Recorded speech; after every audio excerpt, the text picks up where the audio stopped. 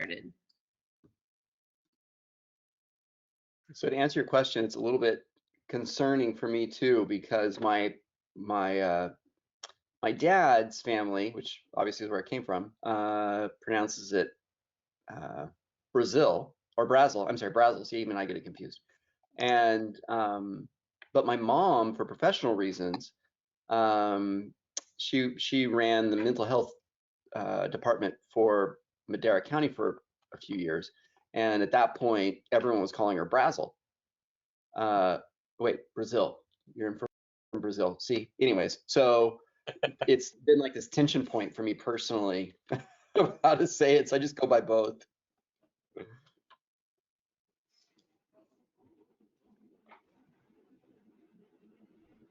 All right.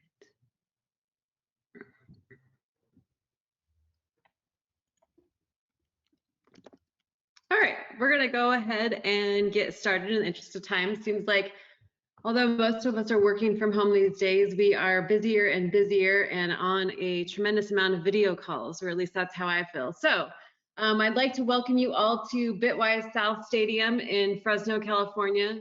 Well, I would have liked to have welcomed you there, but instead we're gonna do this as a webinar, which is totally fine. But I will let you know that this originally was designed as a roadshow because we did want to travel up and down California and have the opportunity to see you in person. And we were really looking forward to hosting everyone at our headquarters in downtown Fresno, but we'll just have to wait for that to happen later this year. So each of the webinars in this series has been designed to be unique in its own right. And what that does is allows you to attend more than one webinar because each of them has a different keynote speaker and a different training session so that you really get the most out of the entire series.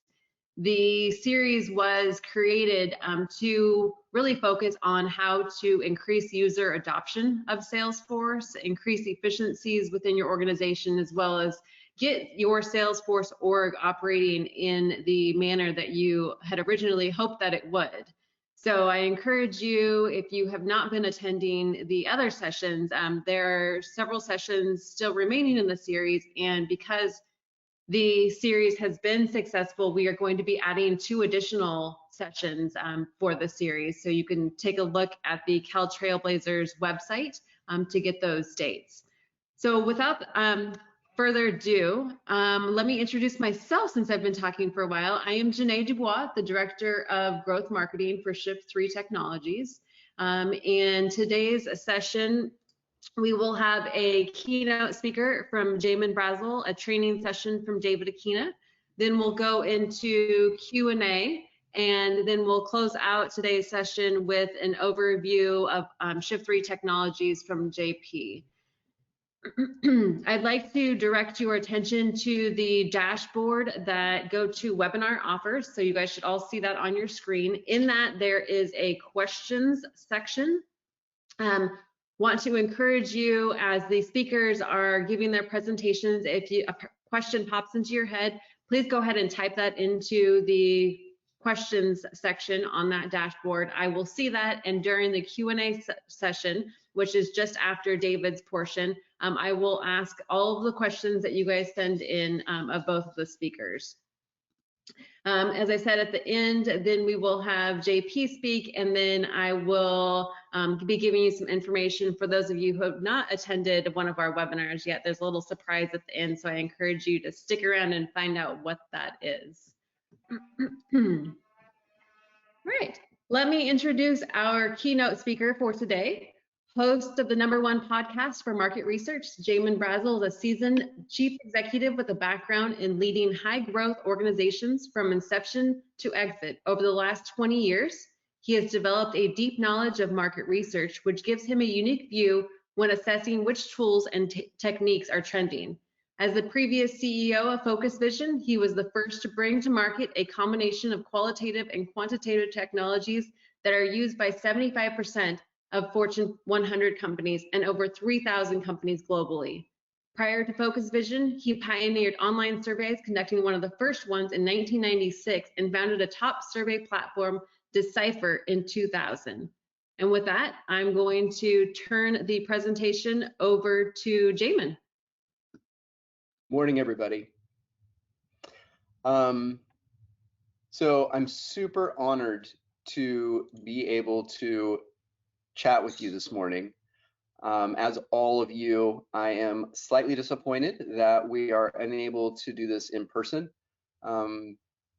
I enjoy the interaction with the audience, and doing it in a virtual framework is just slightly more sterile than I prefer. It feels a little bit more like a monologue.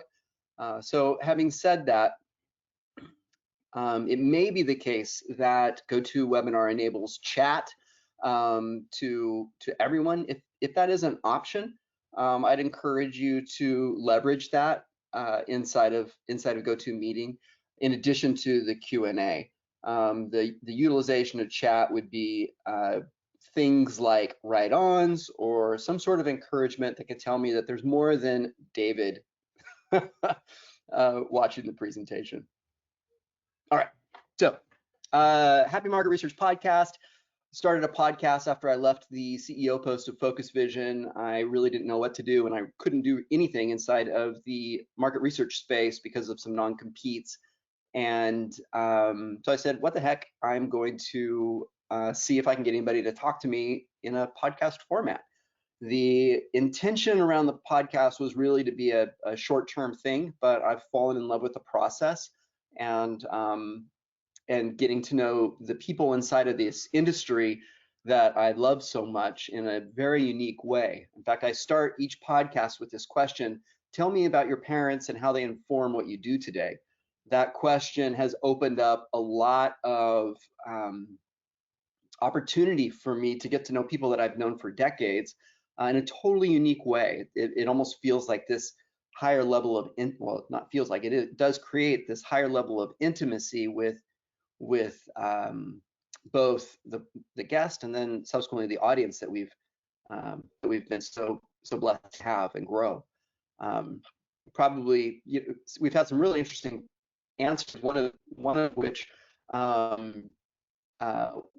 was a little bit of a darker turn, but I'm just going to frame it for you. The CEO of Research America, which is a successful qualitative market research company here in America, he started out his answer with, they actually had a very negative impact on me as a child, and created opportunity for me to grow out of it. What wound up happening as he started talking, he described how never knew his father, and his mother, when he was age 7, stuck him and his younger sister on 2 different planes, going in individual locations on one-way tickets. And he wound up in a destination at that point where he literally didn't know where he was going or anybody. There was nobody there to meet him. And then subsequently, he wound up having to go through the foster system. And it was an interesting sort of framework because I had known this gentleman for many, many years, had only seen him as a successful entrepreneur and CEO. But by taking the time to ask him about his upbringing, it created this much deeper connection with him and the subsequent success that he's had. So, my broader point of bringing this up and talking about this point is, by asking questions of the people that we are connecting with on a daily basis about themselves, it can help inform in our head who that person is and how they subsequently relate to the world around them. I have had many, many guests that have had very positive examples of parents and who helped shuttle them through life in a protective cocoon. And that's been also really informative in terms of seeing how they relate to the world. And so I just want to encourage you to take the time to ask questions of people, especially in context of this digital environment that that's been forced upon us. It used to be the case that we could bump into one another around a water cooler and chit chat about whatever's trending on Netflix. Now we just don't have that opportunity. So we have to basically force the connection opportunities, those bump in opportunities. And the way that we can force those is when the meeting ends, Zoom or whatever it is that you're using, make sure that you stick around for a few minutes afterwards to just simply chit chat. That's an important part of our lives. It's an important part of how we connect with our coworkers and maintain relationship. So I'd encourage you to build that discipline and don't see it as a time sink. See it as something that is actually an investment in both the other person as well as yourself in that relationship. So the goal for today is to help Salesforce administrators and users further their skills and increase adoption through their organization. In that framework, I think about what does that mean? How do I increase adoption? Adoption of what, right? And for the thing that I want to really connect for you is the adoption of the actual data and the subsequent platform. And so as a early user of Salesforce and a longtime fan of the platform, still far and away my favorite, the biggest problem that I've had is, well, there's two big problems with the adoption of Salesforce. One is getting people to input data correctly and timely, and then the other is creating a connection with the dashboards that we build inside of Salesforce, so that they're very usable and actionable to the organization, right? So in that sort of framework, what I'm going to be talking a lot about is something maybe a little bit more abstract today, which is centered around data storytelling. And the better that we can tell the stories inside of the data, then the more that people will start leveraging it for action inside of the companies. And then it creates this beautiful wheel of adoption, of feeling like, okay, this isn't a waste of time when I do the data entry. I actually really need to do that. That's important. So there are three elements, three questions that we need to ask as we're thinking about connecting our data through story. First one is, are we currently using data to tell stories to clients? So an example of that would be if I were to, thinking back on Focus Vision, for example, a lot of times I'd be telling my customers, listen, we've bid on 20 projects and we've only won one project. What is the delta? Why are we losing the 19? Why do we have a 5% close rate? So that's a really good example of taking something that's inside of Salesforce from a sales perspective and analyzing it, coming up with a hypothesis, and then formulating that back to the customer in a way that requires them to inform us or give us information that will help us improve our overall close rate. In that little tiny excerpt or snippet from the platform, you're able to significantly increase or have the opportunity to increase your close rate. And that helps the salesperson a lot, that helps their manager, and that helps obviously the company at large. And again, it's a great illustration of, if that data isn't entered into Salesforce in a timely way, then you can't generate those types of reports. Second question, where can we improve our data storytelling? So when it's such an expansive platform, obviously it's the platform of platforms, really AWS of sales data. And when you think about all the different and disparate dashboards that we create, I think the important thing to think about is like which ones are being used and which ones aren't being used, and then identify the why in each one of those specific dashboards. And then once you identify the why behind the dashboard, why does it exist? Then think about like what is the story behind it? Kind of like I mentioned before with respect to the improved close rate. The reason that we care about that is because we want to see more revenue, right? And so the why is really transparent in that example. It's sometimes a lot more abstract, but we need to spend the time thinking about getting to the why inside of that particular dashboard or data. And the last question that we need to ask is, how can we use storytelling to improve communication with both our clients and our internal stakeholders? So the best way to ensure, and you're probably picking up a theme here, the best way to ensure that people are going to be listening and use the data inside of Salesforce is by making sure that you're listening to them. I've noticed that, especially among people that are like, their minds are more quantitative oriented. In other words, they're numbers driven. Those individuals will oftentimes feel for them, they don't need somebody to create a connection with data. They actually like that. They prefer that. But the reality is that most people aren't wired that way. And so it really becomes important that we take the time to get feedback on the reports that we are generating, and we listen to what people are pulling out of it. And if the answer is they're not pulling anything out of it, then we really got to start going back to these 3 questions that we've already covered to make sure that there is some sort of enough value there for the organization to warrant keeping those dashboards. Because a lot of times one of the problems that we've seen is people will start drowning in reports. And this part is probably one of my favorite, and that is that data is actually shaping how we relate to the world. And this is a very different framework that has evolved over the last 5 years.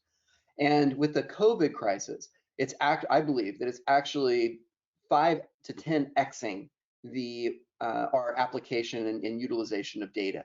So a good example of that is my parents. My parents in their 80s, they've really never utilized data before to inform, outside of maybe weather data, to inform their behaviors.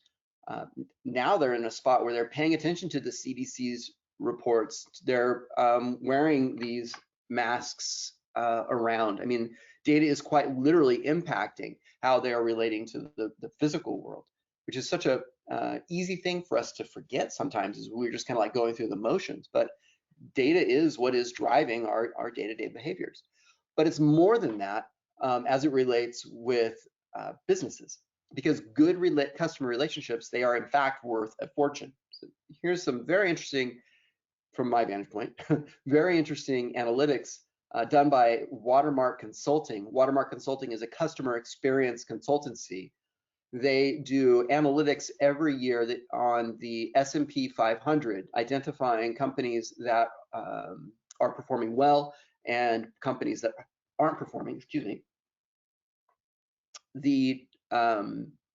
What they identified in last year's report, 2019's report, is that the companies that are outperforming the index are actually the ones that are leveraging customer experience in order to win. So customer experience, and these are things like employing survey data or looking at utilization reports, combining primary data with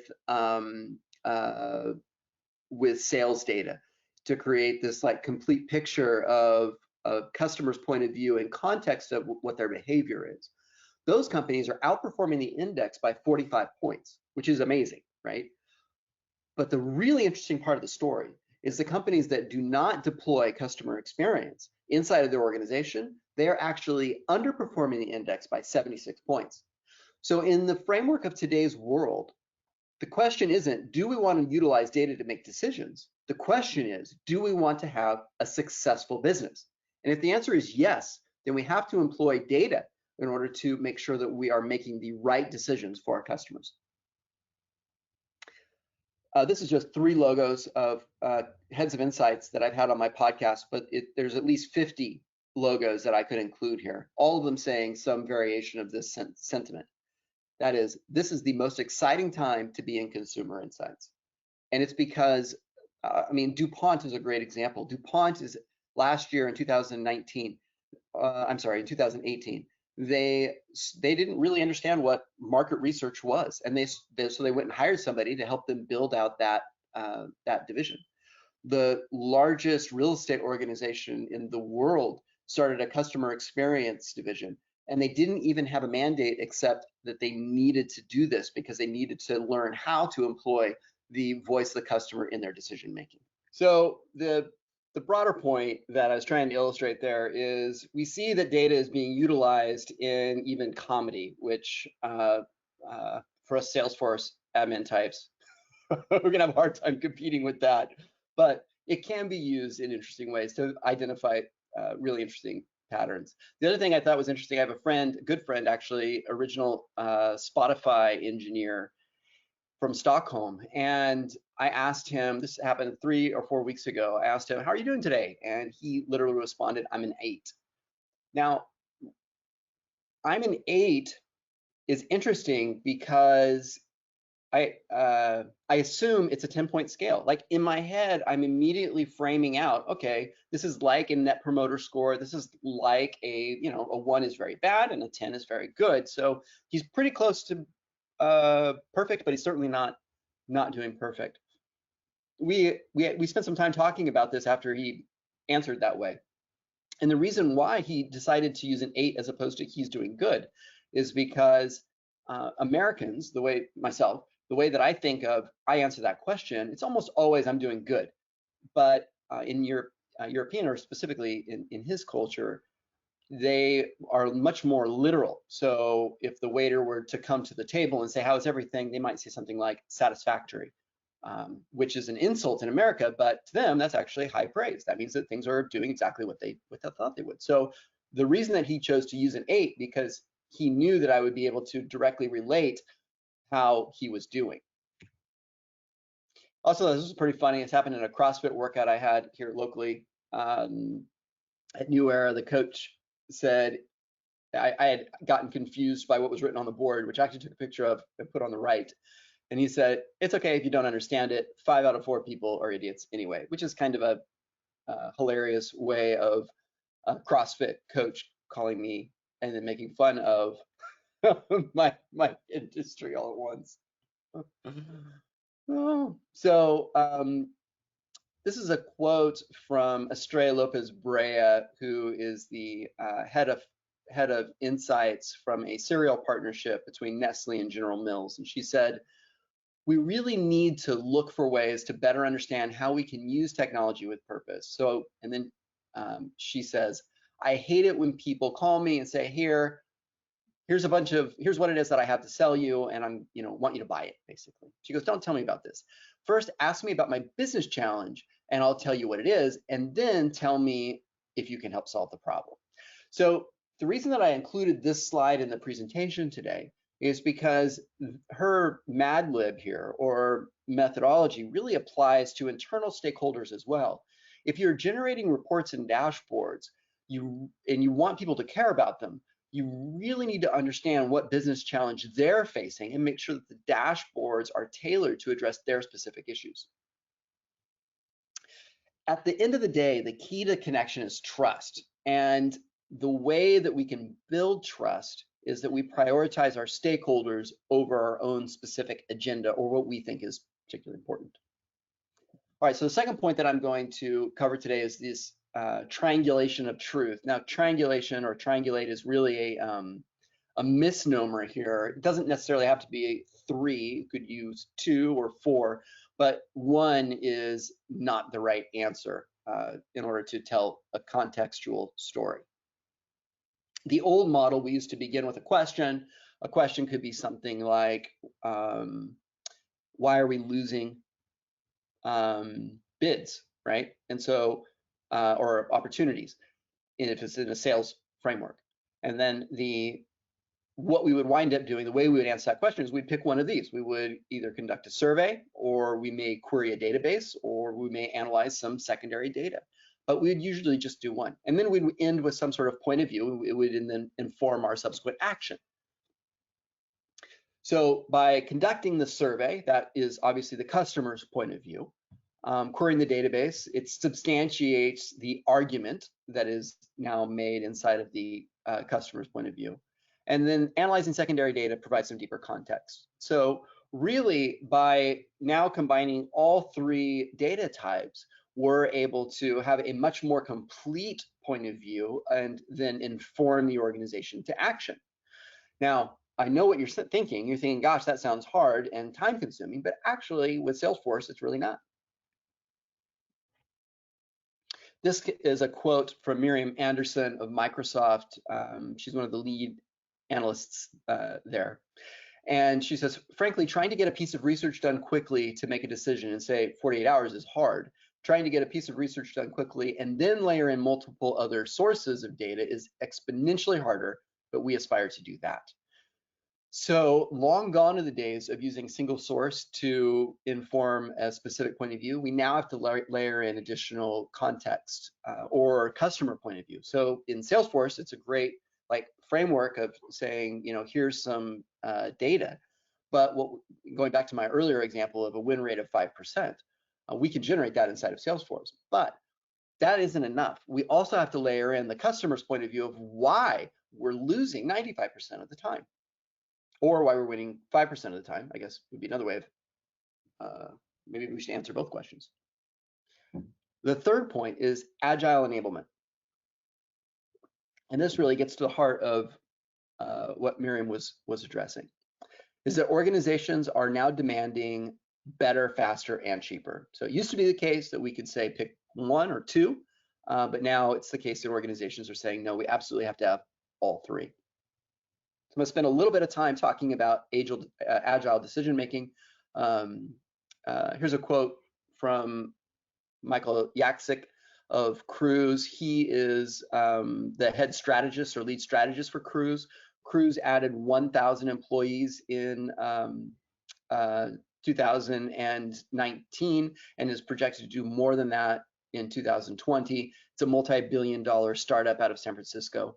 Michael says that Agile is key for us. Anything that adds value and can push the envelope is also of high interest. So he went on before this or after this to elaborate on how they're employing different technologies in order to create shortcuts inside of the data. I really struggled with what is Agile. I had some Twitter back and forth on this particular topic. One person addressed or answered the question, what is Agile? I thought in a really interesting way, and I liked it a lot. So research that is faster and iterative. And it said, in my opinion, faster results are a byproduct of Agile, not the definition of it. So that's really important. Agile should be an iterative process of researching and researching applied where appropriate. And we have to, of course, tip our hat to Atlassian Agile coach. Instead of beating everything on a big bang launch or betting everything on a big bang launch, right, which is pretty normal. I've certainly done that the majority of my career. An Agile team delivers work in small but consumable increments. So thinking about Salesforce implementations and subsequent dashboard building, this is a really important point. So creating the one ring to rule them all dashboard is really hard and takes a lot of time. In fact, there's at Focus Vision, we didn't wind up signing up, but we were talking to a couple different consultancies that were going to charge us in the millions of dollars to create this like BI dashboard solution. So dashboards are very important in order to run a business. But instead, what we wound up doing was more of an iterative approach where we identified who needed to leverage data and what that purpose was, and then we built these, and we just did it on a dribble out approach. So it was like once a week, 1 week sprint, we would develop a dashboard for a specific use case and a specific internal user, and then we just continue to roll that out over time. Requirements, plans, and results are evaluated continually. So teams have a natural mechanism for responding to change quickly. Yeah. So moving into the second to last section of my presentation, and I'd really appreciate it if you would take the time to be thinking about or formulating any questions that you might have for me as we break out of my presentation in a few minutes. Yeah, great. I've got plenty of time.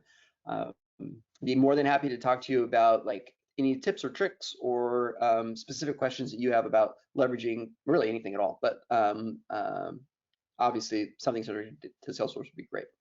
So the fourth point that I want to make is reduce your reports into a repeatable story. Oops, sorry. When you think about what is a repeatable story, when somebody has access to a set of research or analytics that we've run, it is less about the comprehensiveness of that story and more about how they repeat that story at the, now it's virtual, water cooler, right? So we can't think about the data in a way of like, okay, I have a bunch of charts and graphs, and it's very literal and abstract and complicated, because all story quite literally fits that in that world. The hard work is found in when you're able to like cut away at the stuff that really is more ancillary and reduce it into something that somebody else can repeat, that is a non-expert and didn't do the hard work that you as the analyst or you as the Salesforce admin wound up doing. Michael Atchison, who is the head of insights for leading a top 5 global pharma company, said, "It's my task to make research matter to my stakeholders. How do I do that? I tell a story." He actually said that it's the hardest thing that he does on a per project basis, and that's saying something for for him, because he has so much regulation around what he's doing, and so much science around the actual consumer insights and analytics side of things. I think, was it Hemingway that said, and correct me if I'm wrong, that said, "I'm sorry, I don't have time to write you a short letter. This long one will have to do." I think it's that at its core, when you layer into this storytelling actual data, because it's so easy for us to rely on charts and graphs to convey importance. But as Dimitri Martin in his earlier example was so perfectly illustrating, right? It's when the bar charts are saying, what's high and what's low, but we've really got to figure out how we communicate what's important, what's not important in that framework. The old model of storytelling, as I've already talked about, is, and we've all been part of it. We've all probably led these types of meetings. You sit down in some sort of meeting room or meeting hall. You have probably an hour. Maybe it's a 50-minute presentation with 10 minutes of Q&A. You have a 50-page PowerPoint presentation, so you're spending no more, no less than 1 minute per page, and it's chock full of charts, graphs, data, tables, all that sort of stuff. It will then end with some really clear next steps that are very obvious to everybody, and then obviously with some Q&A. And we think that as long as everybody understands what the next steps are, that we've successfully conveyed or accomplished added value to our audience for that particular hour long period. This is another quote that came from my interview with Estrella, going back to this old mode of storytelling. Now her CEO is actually taking time on a quarterly basis to visit consumers in their homes. Now, these are consumers of cereal, and their homes are on a global basis. The cereal partnership sells to 136 countries globally. It is actually, it's the biggest company you've never heard of, quite literally. It's set up just for the sales and distribution of cereal at a global scale, one of those two giants, Nestle and General Mills. And so you can imagine the CEO, who's a very important individual, he actually finds it immensely valuable for himself to be able to create empathy with his customers by going into their humble homes and asking them questions, maybe spending time doing ethnography, depending on what he's doing, where he actually just sits with them, watches them consume cereal in the morning or whatever it is that they're doing the activity. So it's important for us to understand that there's different ways that we can tell story that is sometimes even changing the context can help create deeper connection and empathy with the data. Another tactic you can use is you can give a face and voice to your insights. So if you're using a Mac, iMovies is free. If you're not using a Mac, there's free video editing software that exists. Now, coming up with the customer videos can be daunting and maybe a little bit scary. If you are interested in how do I create or get customer testimonials, feel free to send me a direct message later. I would love to point you in some directions that are all free, by the way, free tools that you can leverage to gain that information. The power of video testimonials has only risen since the COVID crisis. It used to be the case that it was appropriate for you to do a video call and not share your video. Now that's actually considered very bad form, and it's created everybody from the early young employees to boomers that are now expected to share their video. Why? Because video creates a connection that is different and deeper than voice. So, for example, and this is one of the problems I think with masks, you really don't have when I wear a mask, you really don't have a read on. You can hear the intonation in my voice, and that helps communicate something. But you don't have an idea of if I'm really smiling or if I have an angry face.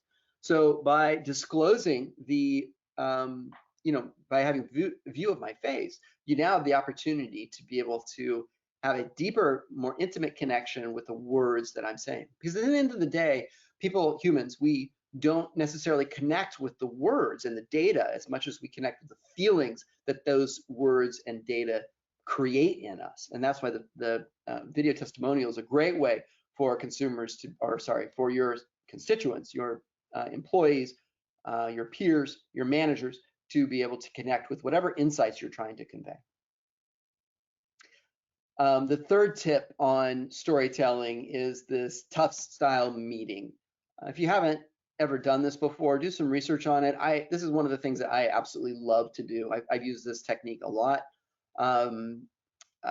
Certainly before any board presentations, I will always distribute the content in a written story form beforehand. You want to create a abbreviated story, so I've sometimes done it too long. That was one of my big learnings. You want it to be under 6 minutes, so it should be about a 10-minute read. You can either set time aside at the beginning of the meeting for everybody to read in silence, or you can have them come prepared and read the content beforehand. The challenge with the beforehand is that oftentimes I've found that people just simply don't have the discipline to do the reading. So they're basically just treating it like a listening session.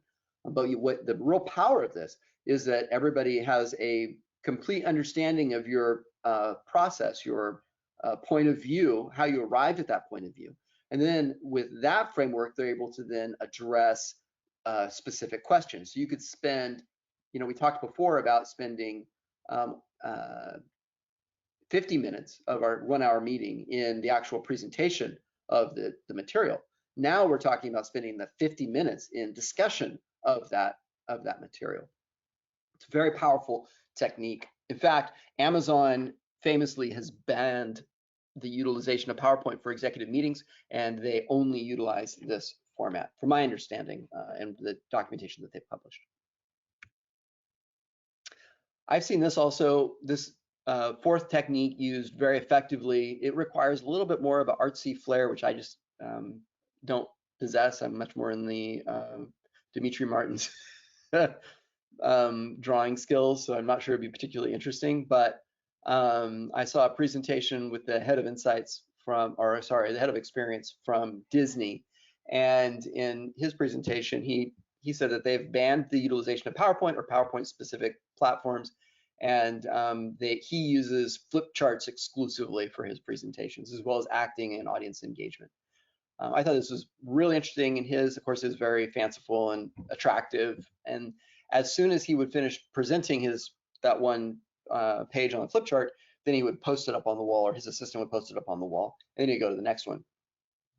After he was done with his presentation, the audience was encouraged to stand up and mill around the room where the insights had been, or the slides had been hung. And it created an opportunity to be able to discuss each page with the people that were also viewing. So it felt a little bit like an art show in a way, but it definitely connected with his insights in a way that was particularly meaningful. In fact, it's one of the few presentations I've sat and listened to that I actually recall a lot of the content. But again, that's hard. The last point or tip that I will give you is you can take time in your meeting to incorporate, in this case, it's what's called coding open ends. So there's two different types of data, structured and unstructured. Unstructured data for us, for me, is oftentimes, I mean, there's social data and all that kind of stuff, so I'm not trying to get into that framework. I'm just talking about consumer insights. We'll ask a question like, what do you think about, or what upset you about that experience, or something along those lines. And then we get hundreds of thousands or hundreds of open-ended answers. So oftentimes what will happen is there will be some analytics done, you know, sentiment and such. Keyword coding will be the end result, and you'll get a distribution of people that said, I didn't like the color. There'll be some percentage, and I didn't like the way it was presented on the web, or I found it confusing, et cetera, et cetera. So you come up with these like categorizations of the open-ended data, and then you plug in the open-ended data into the categorized, into one of the categorizations, or several of the categorizations. This is an activity you can actually do with stakeholders in a meeting. So you can present each person a code book as well, or a group of people a code book, and say, in groups of 2 to 3, we're going to spend 10 minutes, and I want you to code 10 or 20 of these open-ended responses. You know, again, what you're doing is you're creating some tangible connection with the category.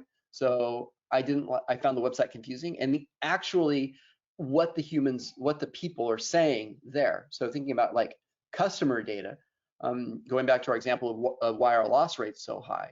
If that's some sort, or why customers are churning out of our platforms or services. We can actually analyze that data, but then instead of just presenting the results, we can present a set of answers and have the individual teams code those answers.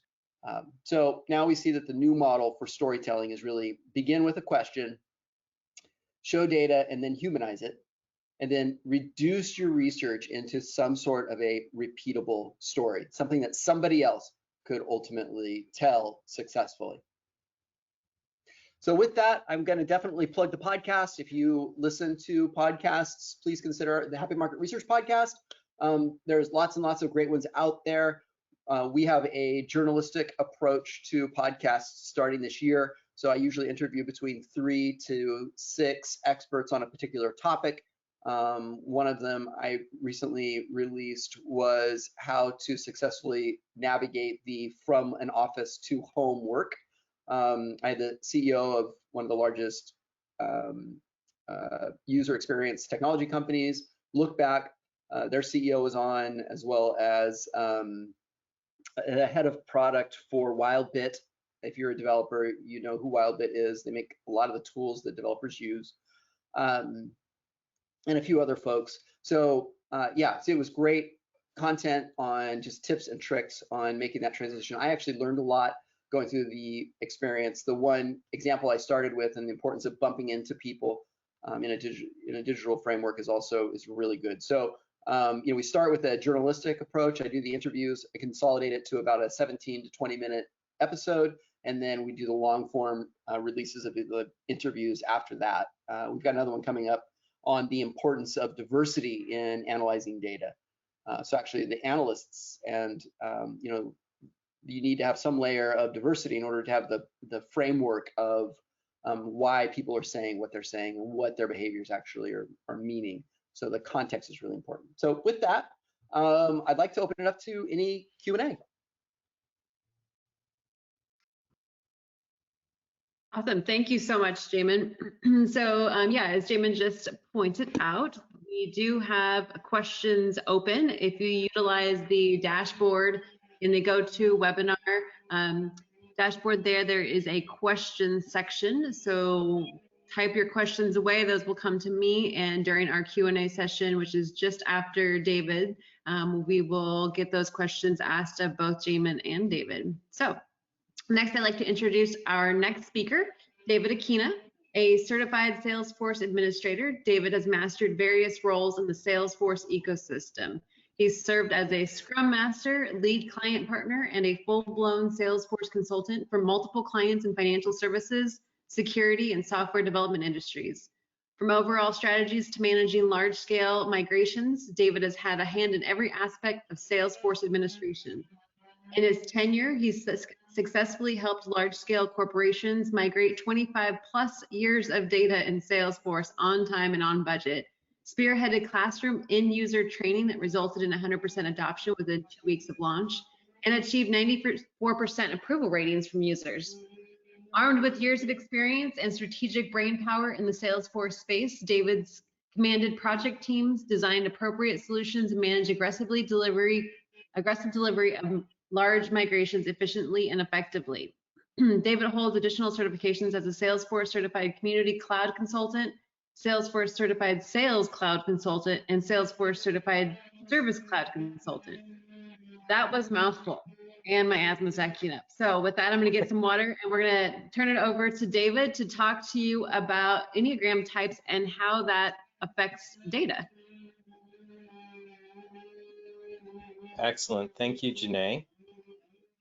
Let me figure out which screen we are sharing. Excellent. We're sharing that screen. I don't know who Janae was talking about, but I'm David. Thank you. That was a very nice introduction. Just a little bit more about me. I have been in the Salesforce space just for about 3.5 years, but I have experience beyond that, going back 15 and 16 years managing people. Managing people is one of my favorite things to do. I went to school to help youth, and that has been just an absolute joy for me. Today, I want to take a topic, data quality, and I want to approach it from a slightly different perspective so that it's not as boring, not as mundane. We're going to focus more on your user base and less on your process. My goal by the end of this is to demonstrate how a human-centered approach can help affect change in your org. The takeaways for today, if you leave with nothing else, please leave with some emotional support. Know that you are not alone in the quality of the data in your org. We're going to recognize some patterns. We're going to use Enneagram types to help us frame the conversation around those patterns. And I'll provide you with some tips, a working strategy to improve the data quality in your org. I found a great blog post from Ringlead back in 2018 that I wanted to share so we understand a bit more about what it is that we're talking about in terms of data quality. In terms of time and money, over 25% of a sales rep's time and up to 33% of their salary is spent on managing data quality. Reps themselves say that they waste 50% of their time on mundane sales tasks. Data is moving so quickly that 25 to 30% of your data will become outdated every single year. On average, duplicate records will cost $100 to store untreated, $10 to correct, and only $1 to prevent. 40% of leads in any org contain inaccurate data, 15% are duplicates. Leads are one of the biggest culprits of bad data in any org. They actually should be. By keeping that poor quality data in your leads, it gives you the ability to clean that data before pushing it into the rest of your org.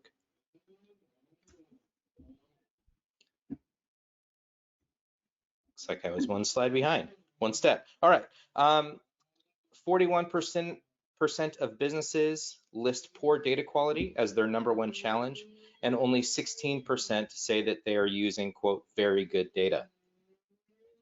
And by the end of this presentation, in about 40 minutes, 40 businesses will change their addresses, 8 will change their names, 13 new businesses will open, and many will close. And these are pre-pandemic numbers. As Jamin pointed out, these are much more unpredictable and volatile times. So good data becomes even more critical during this time. So what does good data look like? I want to cover a few different categories that we'll be discussing throughout the entire presentation in terms of how to categorize your data quality. The first is accuracy. Are you using the right field types for the data you're collecting? Completeness. Are you capturing all the data that you need for your business?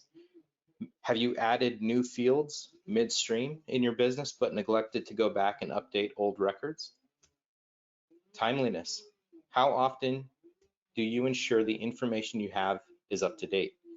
If 25 to 30% of your data goes stale each year, that only leaves 3 to 4 years before the overwhelming majority of your data is bad. Relevance. Out of the box, Salesforce will include a broad set of fields on each object. Have you thought through what pieces of data are valuable to your business, your industry, and made sure that you clean up your layouts, add the fields that you need, remove the fields that you don't? And finally, consistency. This has to do with both the consistency of the data that's being entered and the consistency of your users to actually create and edit records with new or updated information. So how's yours? We'll use these categories, like I said, to explore the trends in your user data. But before we get there, I want to get into some of the actual benefits. Some of these will make a lot of sense to you. Hopefully there's one or two in here that are new for you. First of all, confidence. Do you even trust the data that you have? I've been in many conversations where a sales leader will say, yes, this is the information that's in the org, but I have no idea if it's even accurate. Second, decision making. Good data means more informed, objective decision making. Audience targeting. Reach out to the right segment with your message rather than spamming your entire database by actually using the data to determine who needs to hear that message. Improve your client relationships. Becoming a trusted client partner takes time, and even something as simple as remembering your contact's name is Carolyn, not Caroline, can go a long way.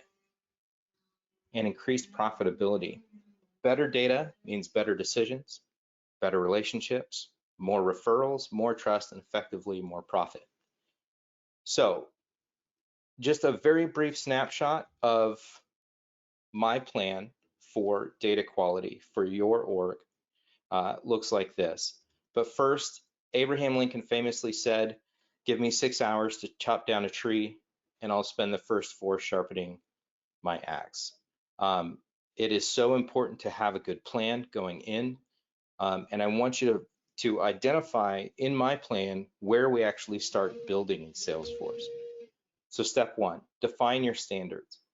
Specific to your company and your industry, but don't reinvent the wheel. Engage with other vendors in the space, other partners in the space. Even just do a quick Google search to find out which information you should be tracking and why. Secondly, determine how you'll monitor your standards. Third, assign, and most importantly, empower members of your organization to monitor and make decisions about what to do with the data they find.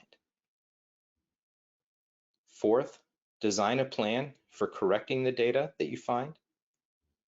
And now we get to the build part. Once you've created your blueprint for what the house needs to look like, then you can go build the house. Make the technology meet your business's needs, not the other way around. Most importantly, and this is where the crux of the presentation is going to be today, it's going to be on communication. Communicate to your users. And this is where understanding those Enneagram types will be most powerful. And finally, be open-minded when accepting feedback. I'll give you some tips on how to minimize the non-constructive feedback that you may get as well. I am moving pretty quickly through this. I recognize that I've got a lot of information to cover, and I know that you'll be getting this presentation at the end. All right, so I want to talk specifically about communication.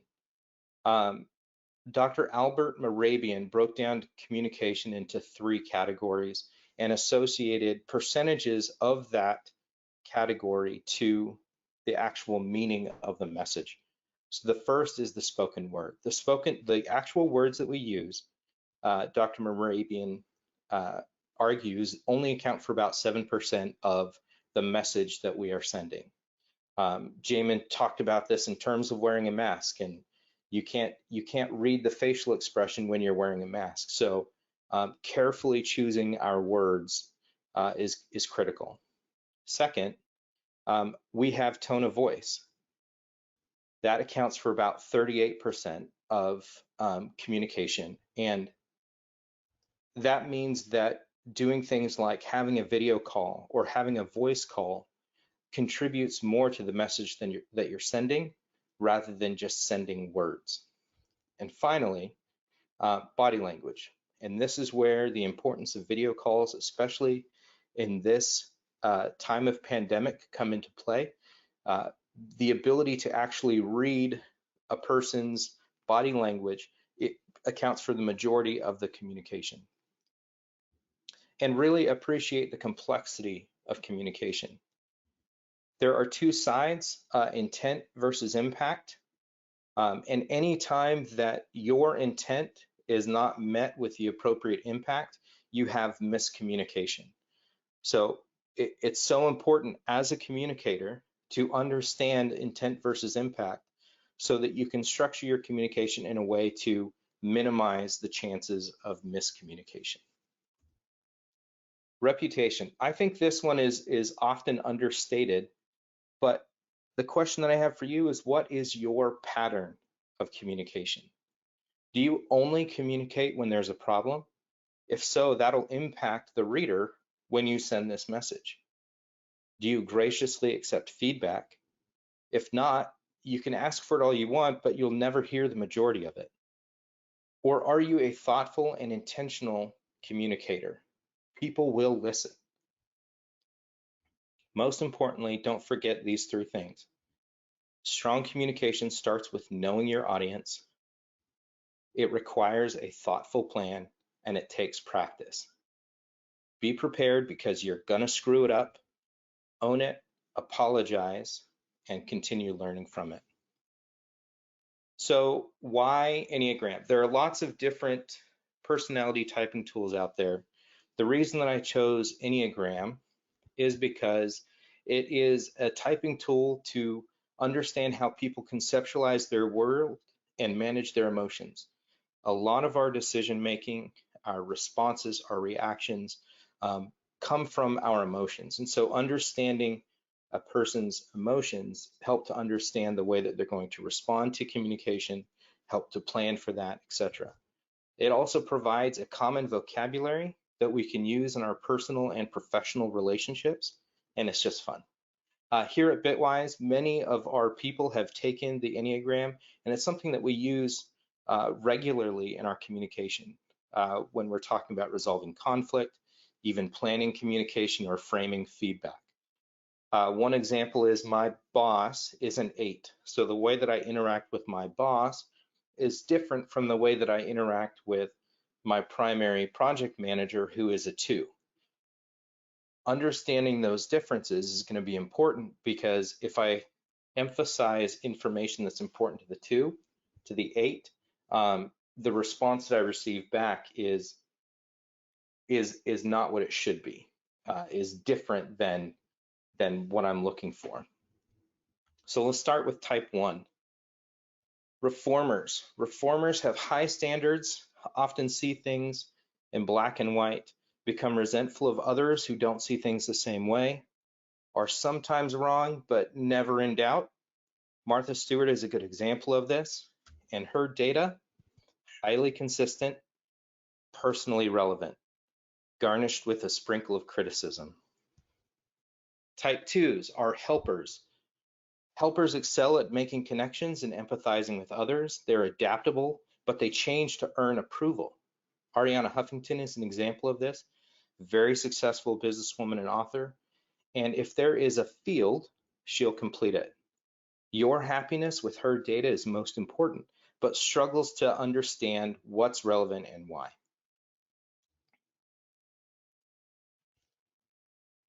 Type 3, achievers. Achievers turn emotional energy into productivity. They are adaptable and change for further achievement. Unlike the 2s who change for approval, achievers a change for further achievement. Oprah Winfrey is a great example of an achiever, and her data quality, one of the best. For her, it's a game and it's all about winning. You get data and you get data and you get data. The individualists. Individualists search for wholeness and completeness. They're usually envious of other types. An example here would be Nicolas Cage. His data, he can provide some of the best data, but moodiness will affect his consistency, and he earns the Oscar for the most colorful data.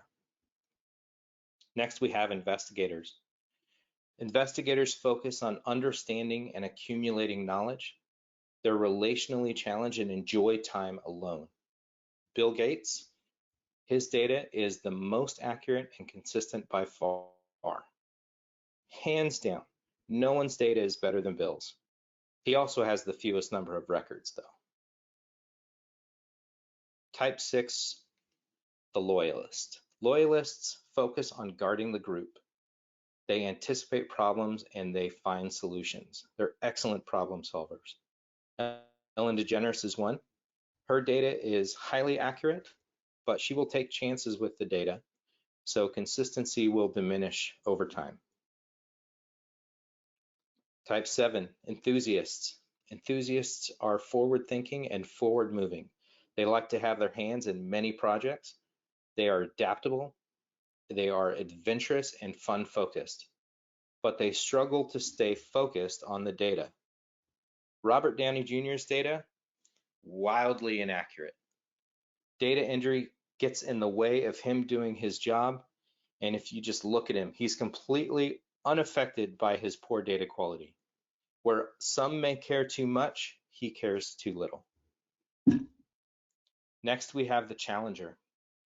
Challengers take charge of situations, they step into leadership roles, and they assert control by doing things their own way. Pink's data, she's the most vocal about others' data quality, though her own may be lacking. She'll give you the most data in the shortest amount of time, but if it takes too long, she's out. And finally, we have type 9, the peacemakers. The peacemakers are the glue that hold the community together, but they struggle with momentum. It's difficult for a peacemaker to switch tasks. Peacemakers excel at seeing other points of view, but struggle to make personal decisions.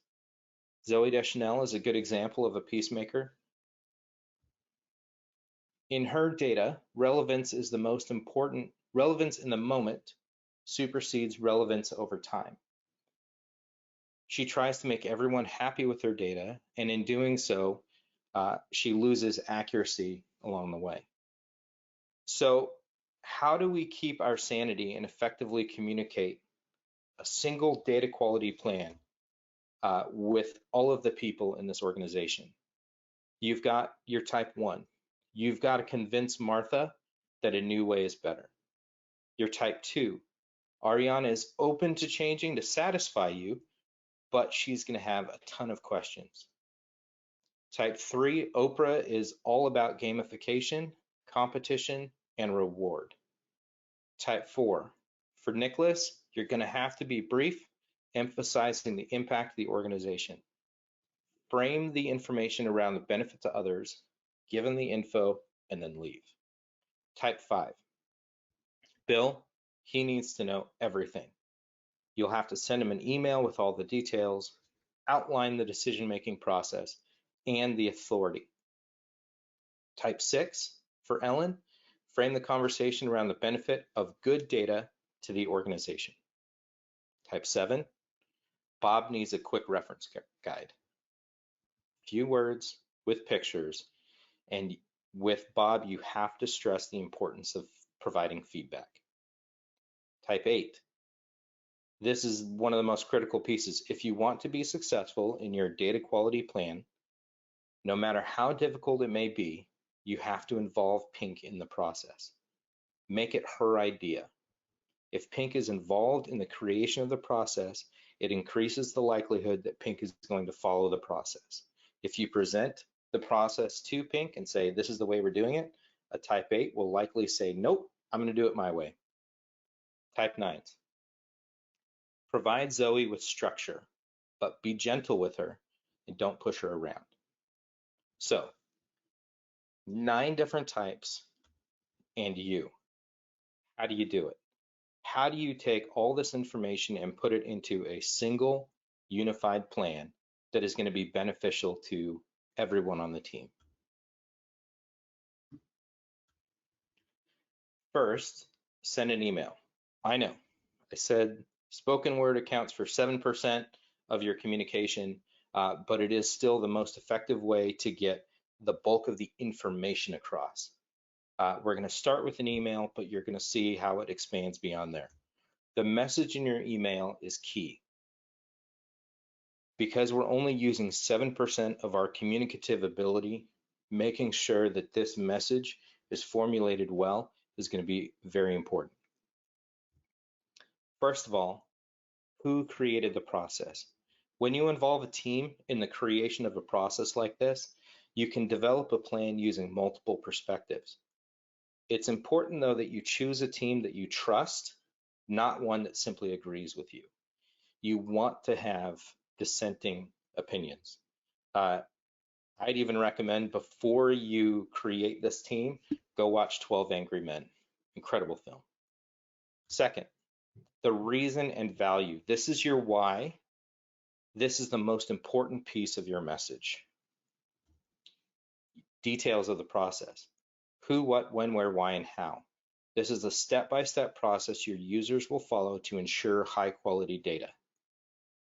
You can already start to see how long this email is becoming, which is why it's so important at the top of your email, include a too long, didn't read. It's a single one-line synopsis of your email. As a general rule, if you can't come up with that TLDR, when you send an email, don't send the email. Next, you want to time the communication of this email with your managers. Managers, their buy-in is going to make or break your process. Managers are your front line of offense in achieving your company's data quality goals.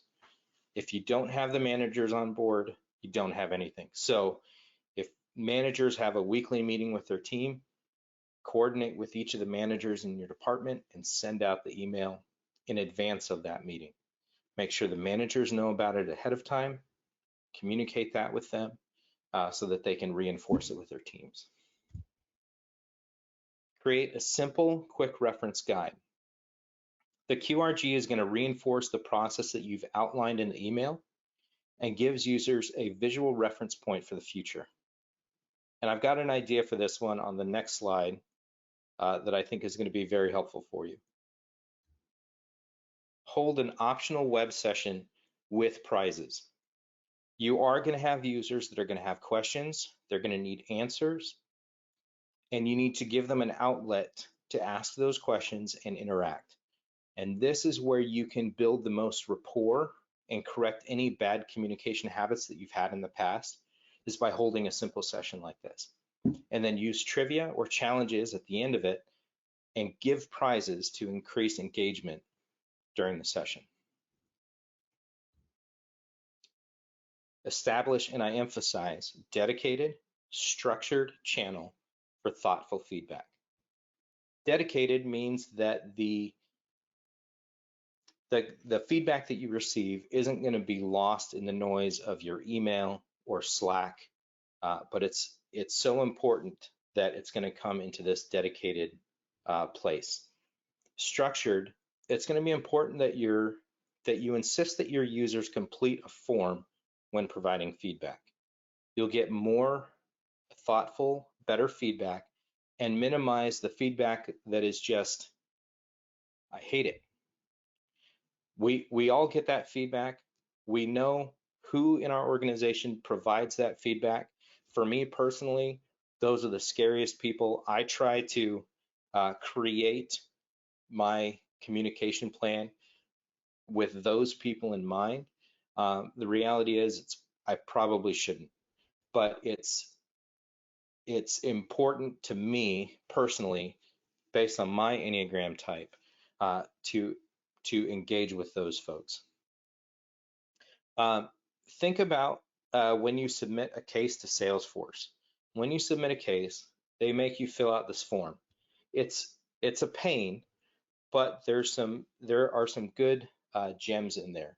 Answering questions like how many users are impacted and does this affect the go live will help the Salesforce support staff to structure the response back to you. In the same way, challenge your users to think beyond how they feel about the process in that moment, or change in general, because that is a very real thing, and tackle their actual concern with what the process is and what's been created. So here are your users, type 1 through type 9. Communicating who the team was. That will provide value to your 5s, 8s, and 9s. Communicating the value itself, 1s, 4, 5s, 6s, 8s, and 9s. The details of the process, the who, what, when, where, why, and how, 5 and 9s. Too long, didn't read? Yep, your 4s and your 7s. Reinforcement from managers, 2s and 6s. That quick reference guide, 1, 3, 4, 5, and 7. Holding that web session, that's for your 2s and your 3s. Your 2s need to ask the questions, your 3s need the prizes. And providing feedback, that's your 2s and your 7s. Now, for that quick reference guide that I've mentioned here in point 3, I would highly recommend that you use the best training tool that you have right at your fingertips, Salesforce. Using Lightning, you can create a Lightning app page and you can put whatever information you want on it. So you can build in rich text boxes to include the information that you're looking for, list views, report charts. You can even build in some custom Lightning components, and you can also add global actions. By using Salesforce as your quick reference guide, you can ensure that your users have access to it. Number 2, you can build your feedback process in easily using that global action. Number 3, it's easy to update because it's the tool that you're in all day, every day. And finally, it encourages platform adoption with your users. So critical. So for more information on Enneagrams, you can visit their website, the Enneagram Institute. But I also found another great resource, the enneagramatwork.com. It focuses more on the professional relationship side of the types. So understanding your personality type, understanding your boss's personality type, the personality types of those that report to you and those that you work with on a regular basis will help you to better frame how you interact with them. A great example of how this really helped out recently, a colleague of mine in the HR space was coming to meet with my team and talk about how to prepare for a job interview. Our team at Bitwise was at the time a paid internship where we wanted to provide not only the technical training, but also real world experience. So he came and met with them, and he came and met with them a couple of times, once to talk about LinkedIn profiles and resumes, another to talk about networking, and then a third one to talk about actually having an interview. And we did some mock interviews. But at the last minute one day, he had to cancel on me. And he is a type 2, and I am a type 2. And as a type 2, he felt horrible about canceling. And he said, I just feel so bad. I feel like I'm letting you down. And I said, look, as a type 2, I completely understand. You're not letting me down. And if you were to switch the roles right now, you would know exactly how I feel in this moment. And he paused and he said, you're absolutely right. And he felt much better. So if you want to get a hold of me personally, here's how you can find me. I work for Bitwise Industries, specifically GeekWise Academy, as a developer fellow. I train Salesforce administrators. I'm also helping with Shift 3 on the sales and marketing side. There's my email address, my LinkedIn information, and our Shift 3 website. Thank you. Awesome. Thank you so much, David. That was great. And looks like we have a few questions that have come in. All right. Lots of questions, lots of questions. Okay, so is Jamin, are you on? I sure am.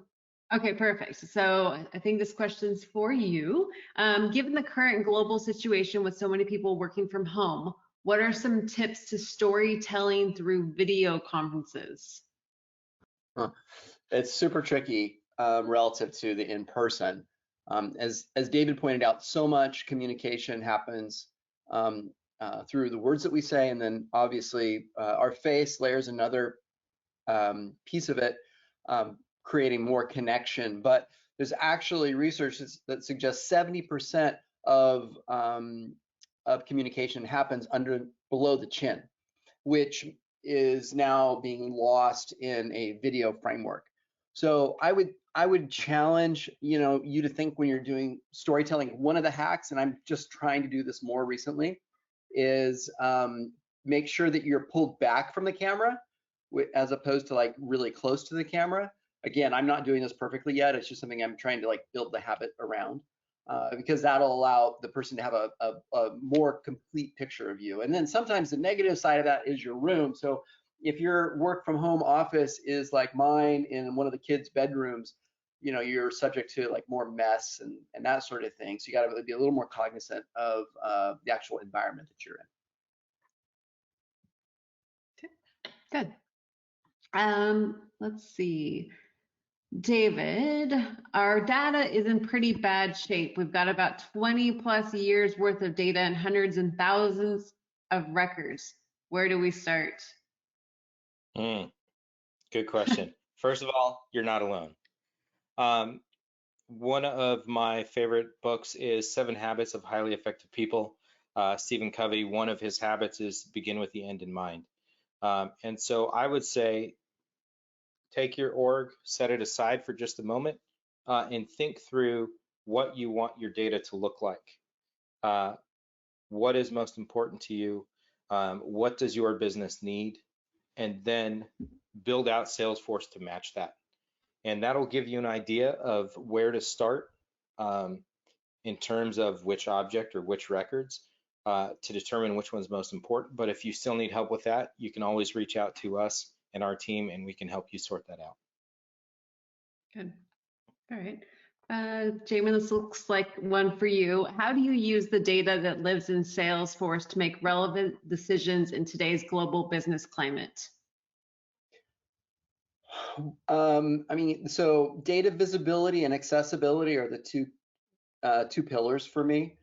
I've had just a vast amount of data. In fact, I think every company now is, and David did a good job of explaining, the continual rise of data. None of that's new to us. We all know that we're drowning in it right now.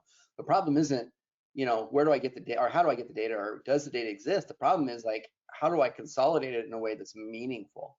And I think, piggybacking on David's, answer just a moment ago, you need to really start with the end in mind and understand how that data can be leveraged or used by non-technical, assuming that the constituents are non-technical, not like, meaning that they're not like analysts. So you need to make sure that it's being framed in a way like, if a pretty bar chart's important, then you sure as heck better spend the time to make sure that you've got a bar chart, there that is how that particular individual connects with it.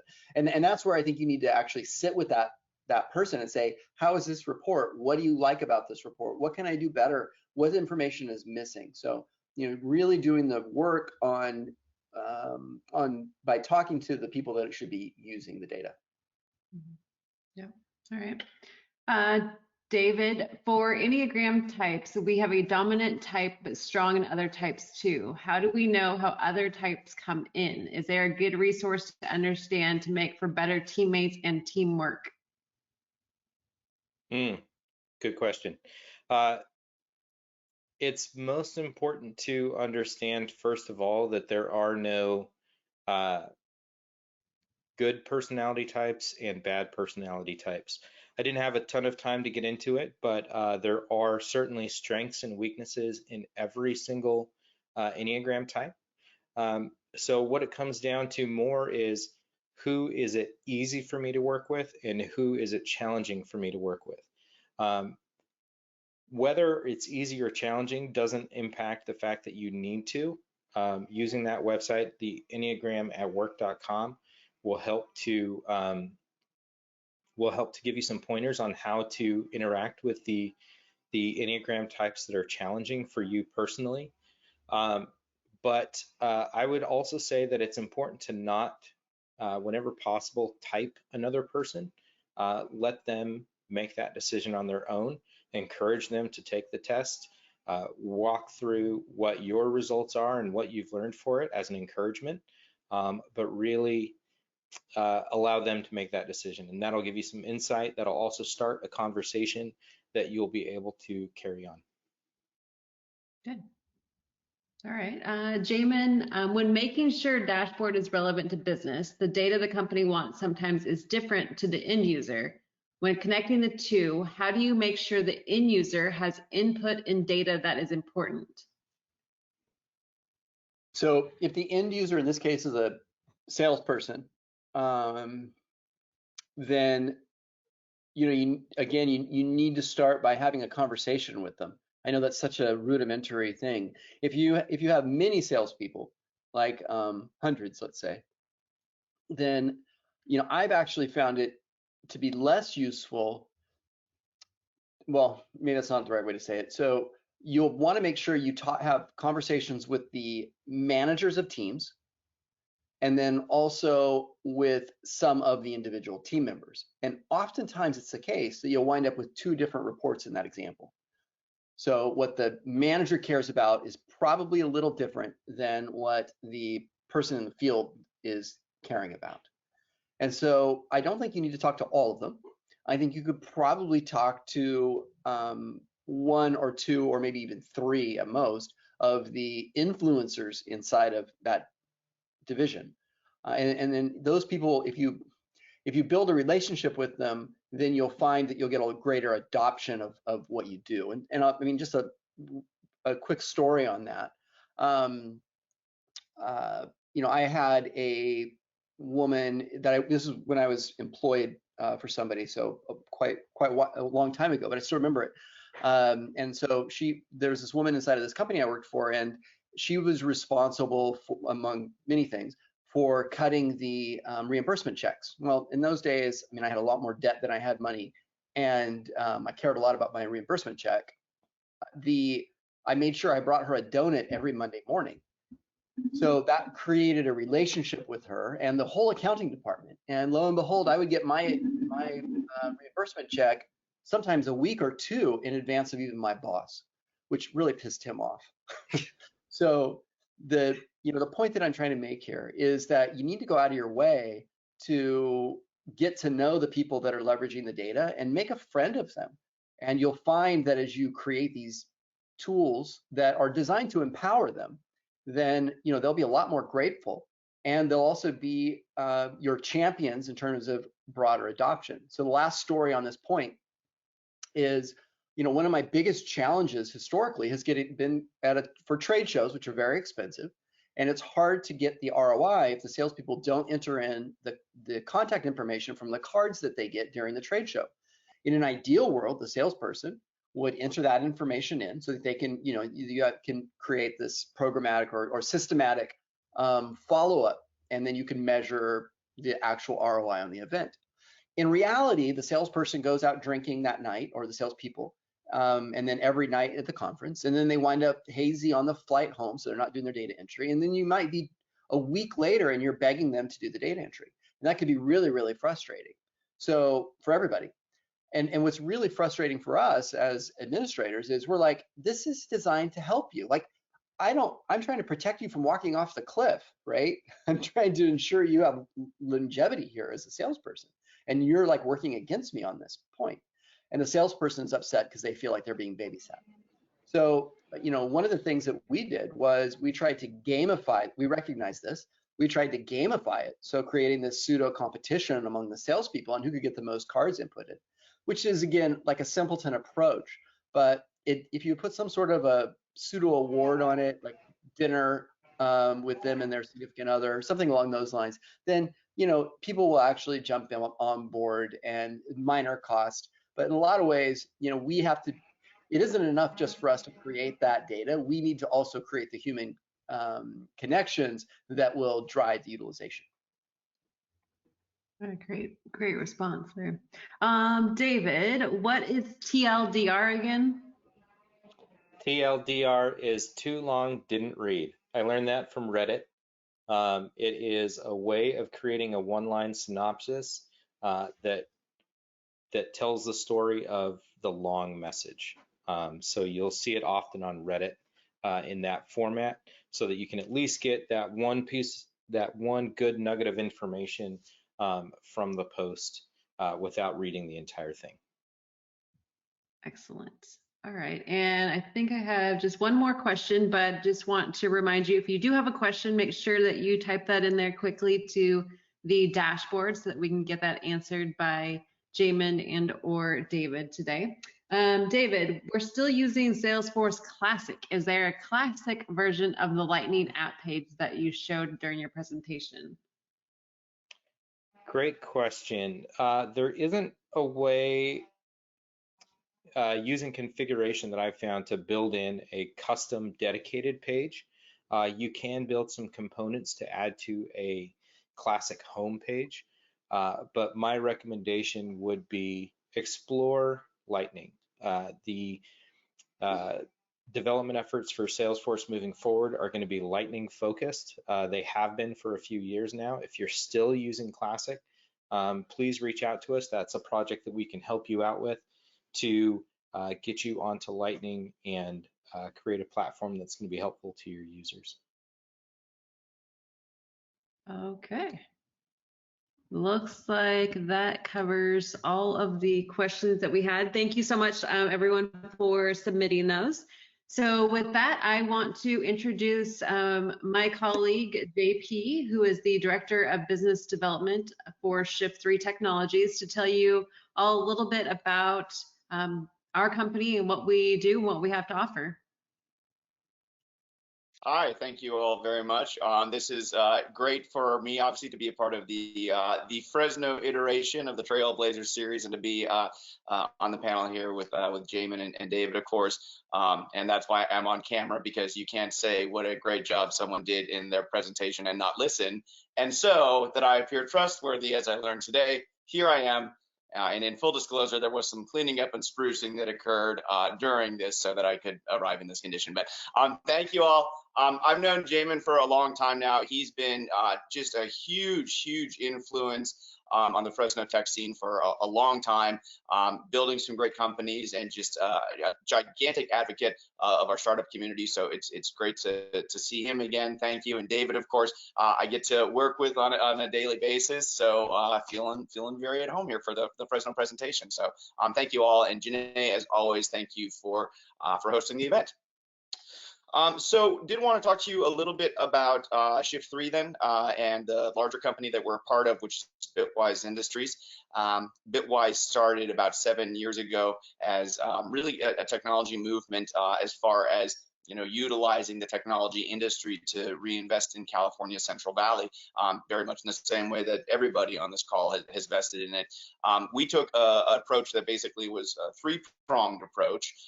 Which is place, education, and then execution or proof of concept. The place side being buildings that we invested in. We started in downtown Fresno.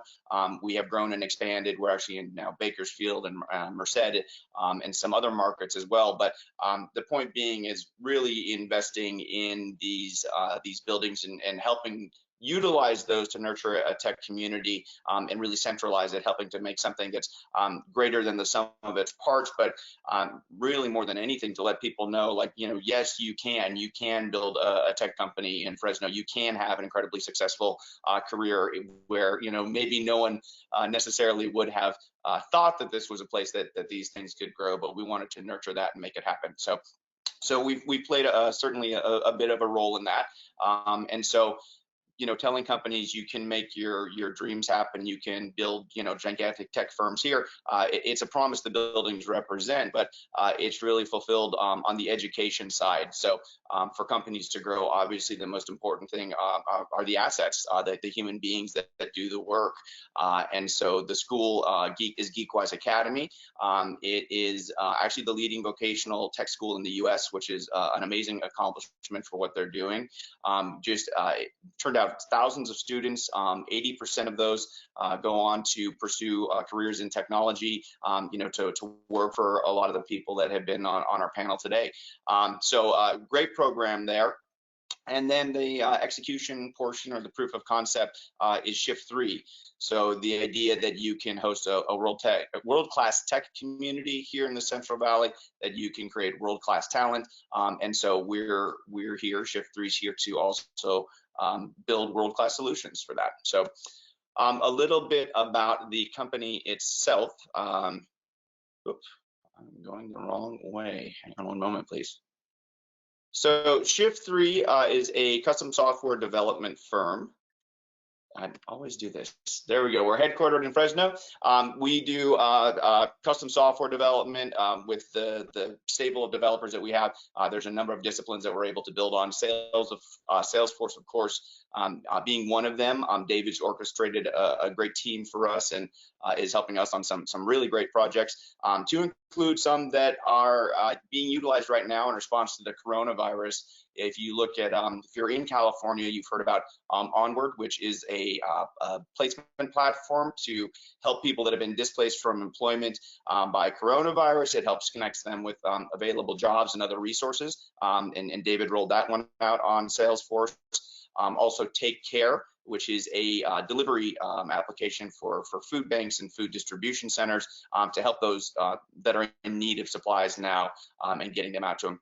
Another really important part about Shift 3 is, we have a very strong focus in reaching out to underserved communities that technology may claim to actively be searching. We're very passionate about doing that and making that an agenda. So we do have a really strong minority and female presence in our company, which makes for a great workplace and helps us with, our diversity in teams and reporting, and also in building and having those perspectives when we actually deploy software as well.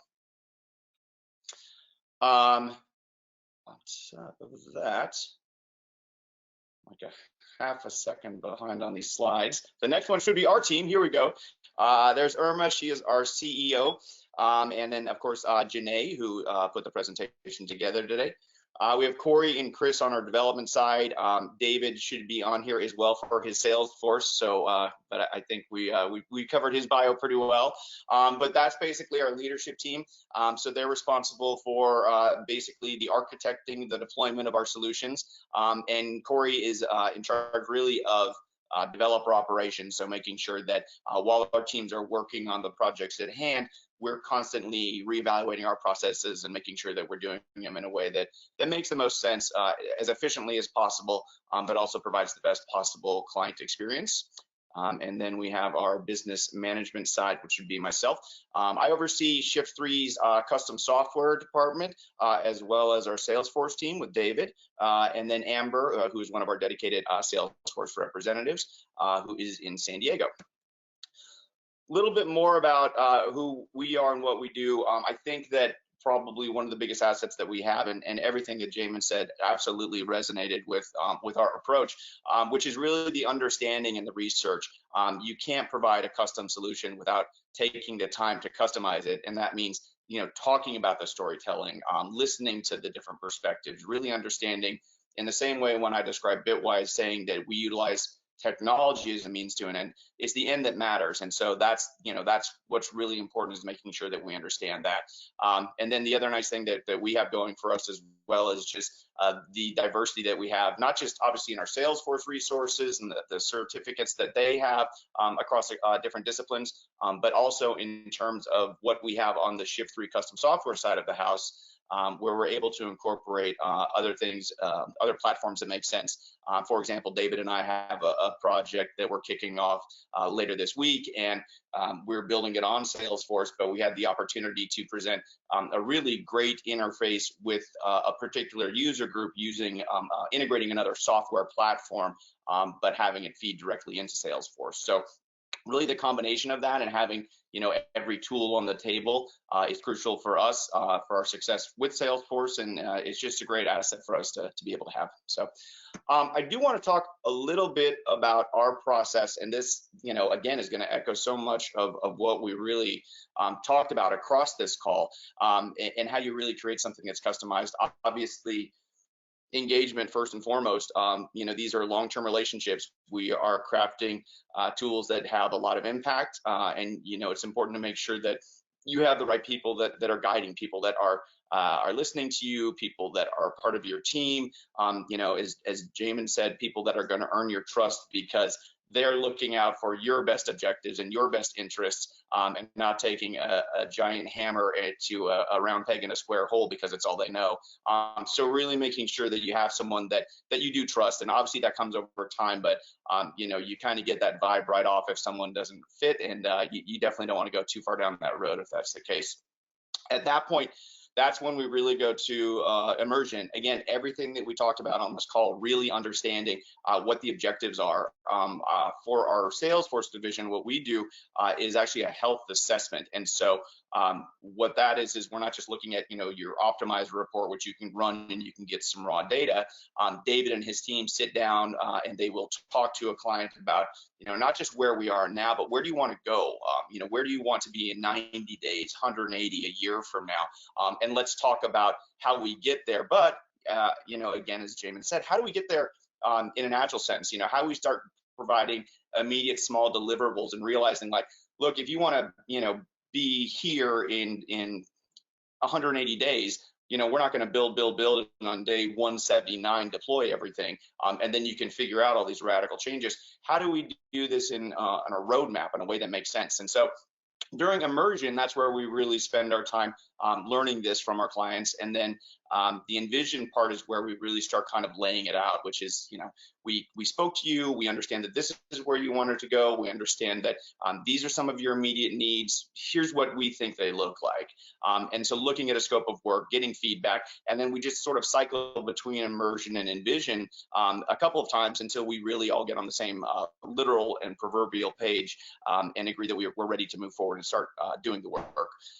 That's where we engage in execution. So execution is where we sort of flip the script a bit from us gathering the information to now us providing it and putting it in front of our clients and saying, hey, we agreed we wanted to accomplish this goal. We agreed to it based on this document. Here's our interpretation of that, and what do you think? And gathering that feedback from the different groups and making sure that the builds that we're making in Salesforce, of course, the changes, the deployments, the configurations, all make sense, and that's where we're looking for our clients' validation as well. And very much in the same way that we go back and forth a bit in immersion and envision, we do the same thing in execution and validation as well, until we reach a point where we agree that this what we've built is ready, that it makes sense, that it meets the goals that we want to accomplish, and we go from there to delivery, where it actually goes into use by our clients and is deployed. So again, this is what we do. It is a method that we have learned through our custom software development over the years. It is a method that we apply to Salesforce as well, because it is so configurable, and it's like right at the cusp of customization, and in some cases does provide the opportunity to do that as we bring in outside platforms to really specialize it. But this is just a great plan, and just something to keep in mind when you are working with any software, Salesforce or any deployment. Again, the point of customization, and I know we've been driving this home all morning, but it really is making sure that the people you're working with are taking the time to learn so that they are customizing the project for you. So that's a bit about our process. Thank you again to everyone. And by the way, everyone, great questions as well. This has been a really fun session to be a small part of, but I'll still totally take credit for it. Well, thanks, JP. Thank you I all. appreciate that. All right, so at the beginning I said there was a little surprise at the end for those of you that were attending your first California Trailblazer series webinar, and that is that at the conclusion of this webinar, right after you close out of it, you will be taken to a survey, which is actually not a survey, it's just an opportunity for you to enter your mailing address, your current mailing address, which for many is your home address right now, so that we can send you a thank you gift for participating. So just want to invite you guys to take advantage of that. I will also be sending out an email following this webinar, which will give you the link that you'll be able to access the recording, the full recording of today's webinar, as well as the full presentation deck from all of the presenters. So the next webinar in the series is actually on a Tuesday. So for those of you that have been attending on a weekly basis, please note that it is on a Tuesday, not on a Thursday next week. It will be at 9 a.m. and this will be our Irvine. Of course, we won't be in Irvine, but we'll be thinking about Irvine. And in this session, we will have Jeff Scott, who will be presenting chapter 2 of his digital storyteller, Master the Secret Art of Lightning Pages. And we will also have Bradley Norris to take us through the power of Lightning Web Components, what Lightning Web Components are, how they work, and when best to use them. So sign up now for the Irvine webinar this Tuesday. You can find all of the details on the caltrailblazers.com website. And you can always, if you have questions, feel free to respond to my email or utilize the email that you received when you signed up via GoToWebinar. Those will reach me and I can get back to you.